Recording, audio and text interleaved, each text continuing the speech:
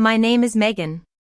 Standing in my parents' kitchen, I watched as Todd, my 39-year-old cousin-in-law, was led out in handcuffs. 14 minutes had passed since I'd walked through the front door, and the atmosphere in the room had changed completely. My mom was standing in the hallway, a dish towel in her hands, wringing it slowly as if trying to hold herself together. After the door closed behind the officers and Todd, the house fell into an eerie silence. She looked at me, really looked, the way she hadn't in years, and asked, "Megan, what is your job?" My dad then came in from the hallway and sat down at the table without being asked. He was a man who had always seemed so sure of himself, but now he looked uncertain, like he was recalculating something huge and significant. He didn't say a word for a long time. When he finally spoke, he didn't ask about my work, my credentials, or the officers. He simply said, "How long have you been doing this?" I told him 15 years. He nodded slowly, his eyes fixed on the table, and I could sense a change in him, something I couldn't quite name but felt like the start of a long overdue release. Grandma Helen shuffled into the kitchen doorway and leaned against the frame. She looked at the three of us with a satisfied expression, as if she'd known how this story would end long before the rest of us caught up. Mom reached across the table and took my hand silently. Dad cleared his throat twice but still didn't say a word. And that was all the reaction I got from him. It was so strange that it took a coded grocery list, 2 police officers, and 15 years of silence for my family to finally see me clearly. But they did, and that was what mattered. Let me rewind to tell you how I got here. My dad, Victor Harris, is a proud executive at a major financial firm. Titles and status mean everything to him. He's the kind of man who brags about his company's achievements at every family gathering, as if his own worth is directly tied to the firm's success. Mom, Isabella, is a gentle-hearted woman. She spent her youth dreaming of having a daughter who would follow a traditional path, like becoming a schoolteacher or an accountant, something stable and easy to talk about with her friends. But instead, at 18, I left home with a backpack and a one-way ticket to the city. I disappeared from their lives, leaving them with no explanation and no idea where I was going. They only saw a daughter who couldn't follow through on anything, who moved from place to place without warning, and who never had a proper job. For 15 years, they treated me like a disappointment, someone to be pitied. What they didn't know, what nobody in my family knew except Grandma Helen, was that a month before I turned 19, I'd landed a job with a highly secretive federal security contractor. The nature of the work required me to maintain a low profile. I couldn't tell my family what I did, and I had to let them believe the worst about me. My supervisor made it crystal clear during onboarding that keeping my public persona as ordinary as possible wasn't just a suggestion, it was a strict requirement. So, I became the family failure by design. Every time I visited home, which was maybe once or twice a year, I'd wear plain clothes and avoid answering questions about my life.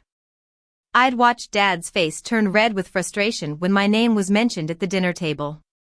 After a few years, he just stopped asking about me altogether.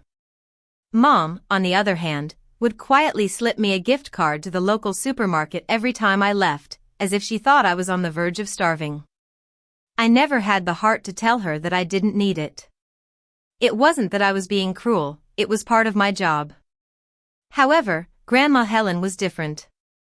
At 82, she had a sharp mind that could see through my silence. Around the 4th year of my secret life, she somehow figured me out. It wasn't because of anything I said, it was because of what I didn't say. One day, over a cup of tea in her kitchen, she told me that a liar fidgets but a secret keeper stays still. She said I was the stillest person she'd ever seen. After that, I stopped pretending with her. I couldn't give her all the details, but I gave her enough so that she understood. She never breathed a word to anyone. Every time I visited, she'd watch me with those wise, gray eyes, and when I left, she'd squeeze my hand, as if she was proud of something that could never be spoken. I had made peace with living this double life until that fateful Tuesday evening in late October. My phone buzzed with a text from Grandma Helen. It was a grocery list. It might not sound like much, but she hadn't sent me a grocery list in 11 years. Years ago, when I was visiting, I'd shown her a simple distress signal system I used in the field. I'd thought it was just a bit of fun, a way to connect with her without revealing any sensitive information. She'd laughed and written it down. I'd assumed she'd forgotten all about it. The list read, milk, bread, premium butter, apples, 5, not 7. 5, not 7. It was the signal. It meant I need help. Something's wrong. Come now. Don't call ahead. I was out of my apartment in less than 4 minutes. I grabbed my badge, my backup credentials, and my coat, and started calculating how long it would take me to reach my parents' house, where Grandma Helen had been staying since September. If I drove fast, I could make it in 28 minutes. On the way, I called the county dispatch and reported a welfare concern. I gave them the address, kept my voice calm and professional, and asked for a unit to meet me there. Exactly 30 minutes after receiving the text, I pulled up in front of my parents' house with 2 police officers. The lights were on, and Dad's car was in the driveway. Everything looked normal on the outside, but I knew deep down that it wasn't. I knocked on the door once. When there was no answer, I nodded to the officers, and we went inside. The first thing that hit me was a strong chemical smell, the kind that has no place in a home. One of the officers instinctively put up his hand. I pushed past him. The living room was a mess. Cushions were thrown off the sofa, a side table was knocked over, and Mom's reading glasses were on the floor, one lens broken. I'd seen enough chaos in my career to recognize the signs of a sudden, violent disruption.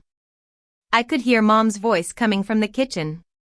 She was sitting on the floor, her back against the refrigerator, knees pulled up to her chest. Her face was pale and drawn. Across from her at the kitchen table sat Todd. He'd been leeching money from my parents for the past 8 years, always coming up with new and elaborate stories for more. I'd flagged him in a completely different case years ago. It was a minor fraud case that had been dropped, but seeing his name in that database was something I'd never expected to link to my family. When Todd saw me walk in with the officers, a series of emotions flashed across his face: recognition, calculation, and then a fake look of innocence that didn't fool anyone. He said my name as if he couldn't believe it. I ignored him. Grandma Helen was in the back bedroom. She was sitting upright on the edge of the bed, hands folded neatly in her lap, looking like she'd done what she needed to do and was just waiting for the chaos to end. When I walked in, she looked at me and whispered, "I knew you'd understand the list." I sat down beside her and took her hands. For a moment, I was speechless, not because I was shocked but because she'd trusted me after all these years of silence, and her trust had been well placed. She calmly told me what had happened. Todd had come that afternoon with a stack of papers.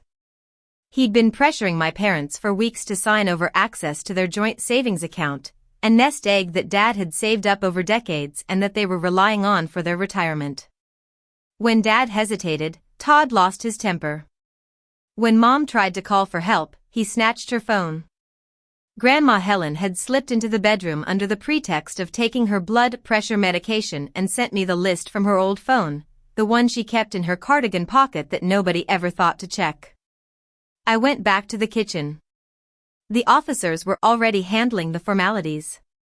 I took out my real federal credentials, not the fake ones I used in social situations, and spoke to the senior officer for about 90 seconds. He looked at my credentials, then at Todd, and the atmosphere in the room changed instantly. And that's how we ended up with Todd being arrested and my family finally discovering the truth about me. After all these years of silence and deception, my family finally saw the real me. It wasn't the way I'd planned for them to find out, but in the end, it felt like a weight had been lifted off my shoulders.